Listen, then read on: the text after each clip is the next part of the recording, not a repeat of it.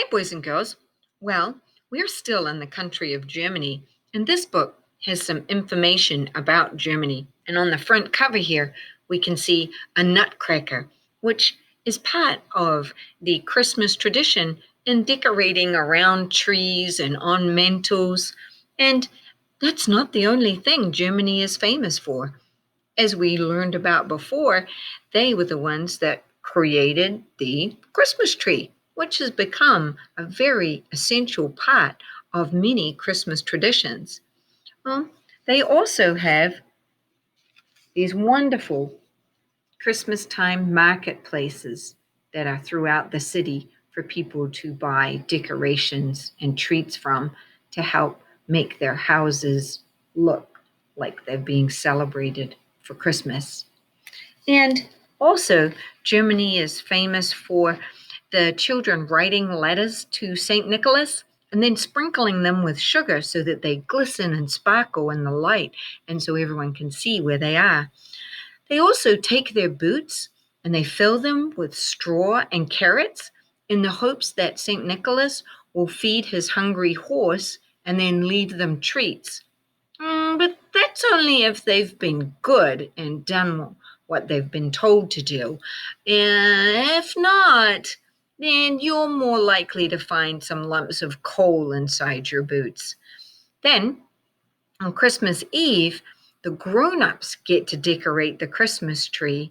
And then when it starts to get dark, a bell rings, and then the children are allowed to go in and see the Christmas tree and the presents lying beneath there. But let's find out some other information about Germany. A is for author. Two of the world's most famous authors are the German brothers Jacob and Wilhelm Grimm. They wrote the Grimm brothers stories. In 1812, they collected and wrote down stories that have been passed down from parents to children for hundreds of years. These stories have become known as Grimm's fairy tales. You might know them as tales like Little Red Riding Hood or Hansel and Gretel. Those are part of the Grimm's fairy tales. B is for the Black Forest. Forests cover much of Germany. The Black Forest is in the southwestern part of the country. The fir trees growing on the hillside are so dark that they look black from far away. C. C is for Chancellor. Germany's Chancellor is like the President of the United States or the Prime Minister of Canada. He is the head of Germany, a republic of 16 states. Oh, wow. America's got 50 states and Canada's got 13 provinces, but Germany has 16 states. In a republic, people are elected to make decisions for the whole country. Oh, we have elections too, and here you can see their flag flying on their political center. D is for dog. Some of the most popular dog breeds come from Germany. Among them are the Dachshund, the Rottweiler, and the German Shepherd. We often see a lot of police dogs being German Shepherds, sometimes Rottweilers, more commonly the German Shepherd. E. E is for euro. In 2002, Germany and 12 other European countries started to use the same kind of money called the euro. This means that when you travel through Europe, you don't have to get different money for every country you visit. The sign for the euro it's a fancy looking E. I have to bring it in real close for you. So this is a euro. F. F is for flag. The German flag was adopted in 1949. It has 3 stripes, black, red, and gold. Some say the colors come from Germany's ancient coat of arms. The flag stands for Germany, unity, or oneness.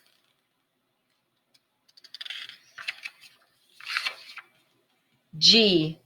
G is for Glockenspiel. The Glockenspiel in the city of Munich is like a giant music box that is part of a bell tower. Inside the Glockenspiel, hammers strike bells to make music. So we know when you strike something and it vibrates, and we know that's a percussion instrument. H.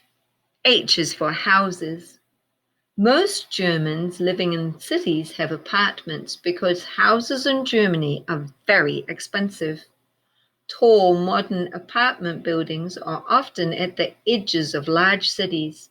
In small towns, many older houses have tile roofs that are made of wood and stone. You can see this person is standing outside a stone and wood building. I. I is for inventor. An inventor is a person to come up with an idea for something and also make it work. One important German inventor was Ferdinand Graf von Zeppelin. In 1909, he designed and made an airship that provided the world's first passenger air service. Could you imagine traveling on an airship? You would just sit in this part up here. This part is like a huge balloon filled with helium gas. And so the people would sit here and it would fly through the air as a form of transportation. J is for Jacobite. The Jacobite, or St. Jacob's Church in Hamburg, Germany, was built in the 1300s. There are many such beautiful old churches in Germany. Most Germans today follow the Christian religion and are either Protestant or Roman Catholic. I can tell that there are a lot of cities with a lot of famous cathedrals and churches, very important buildings. K is for Carnival. Carnival is a season of street parties and costume balls that is celebrated in many parts of Germany. Every year it begins on November 11th at 11:11 in the morning and continues for 3 months. Can you imagine 3 months of celebration? People wear masks or costumes, dance in the streets, and enjoy parades. L is for Lederhosen. Lederhosen are short leather pants worn on special occasions by boys and men in parts of southern Germany. Girls and women wear a traditional dress called a Dirndl, which is often worn with a white apron.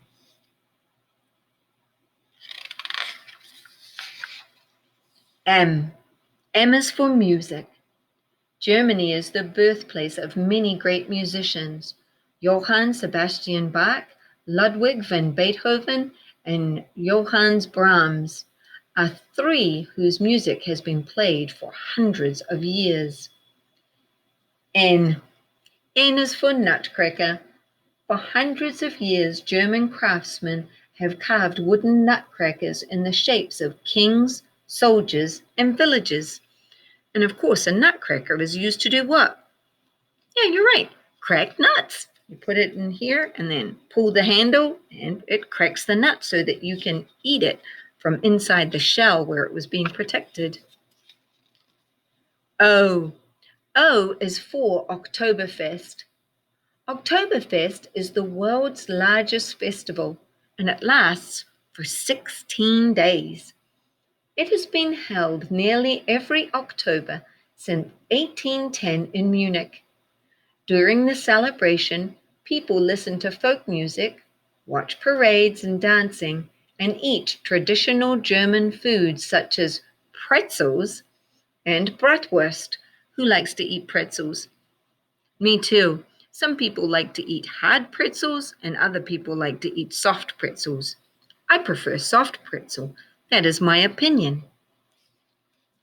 P is for printing press. A German named Hans Gutenberg invented the printing press in 1450s. Before that, books were written by hand. This took a long time. There weren't many books, and books cost a lot of money. Printing presses could make lots of books fast. These books cost less, so more people could buy them. So thank goodness we have the printing press. Could you imagine writing all of the books by hand all the time? Whew, that would take a lot of work.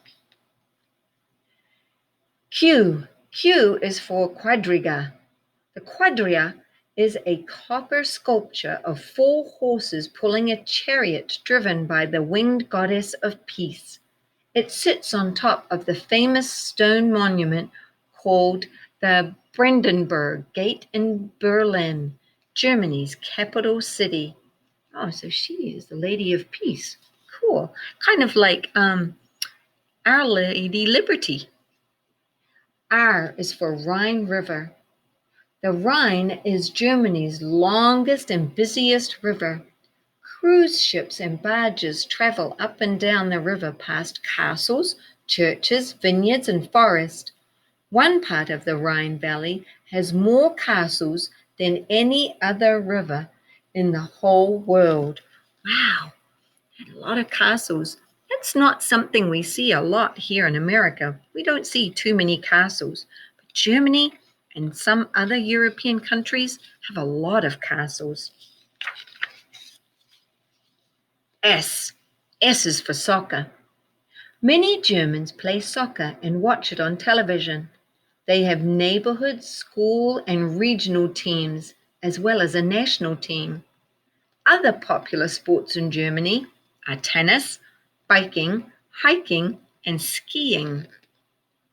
T is for transportation. Oh, we've talked about transportation a lot, ways to get from here to there. Germany is known for its good transportation systems. Trains are known for being on time. Germany's superhighway, the Autobahn, has no speed limit in some parts. Drivers can go as fast as they want. I hope they're careful, though. You have to watch out for other people. U. U is for unity. In 1945, after World War II, East Germany broke away from West Germany and became a separate country. The East German government wouldn't let people cross the border into West Germany to see their family or friends. Finally, on October the 3rd, 1990, East Germany and West Germany were united again. Wow, so that's almost like how North America and South America had a battle, but now they are united. That's why we call it the United States of America. V. V is for vineyard. Germany has over 250,000 acres of vineyards. That's enough vineyards to cover 192,000 football fields. The grapes grown in these vineyards are used to make both white and red wine. Vineyards are especially common in the Rhine River Valley. Wow, so they make a lot of wine there. W. W is for Wurst. Wurst is the German word for sausage, and the word is now used in English too. Bratwurst is a popular sausage in the United States. Germany produces more than 1,500 kinds of Wurst. That's a lot of sausages. X is for exports. Vehicles are one of Germany's most important exports. Others are farm machinery, foods, and computer and electrical parts. Oh, this is a Volkswagen. We see a lot of Volkswagens around, so that's a German-made vehicle. Y. Y is for yes. Ja. The German word for yes is ja. Z. Z is for Zugspitze, and it is Germany's highest mountain peak. Tourists can get to the top by railway or cable car. Then they can look out over the snowy peaks of the big mountain range called the Bavarian Alps. Wow, it is some big mountains right there. I would like to take a cable car to the top. Well, now we know about Germany and some important things that they have there and items. And we learned about them having a Christmas tree.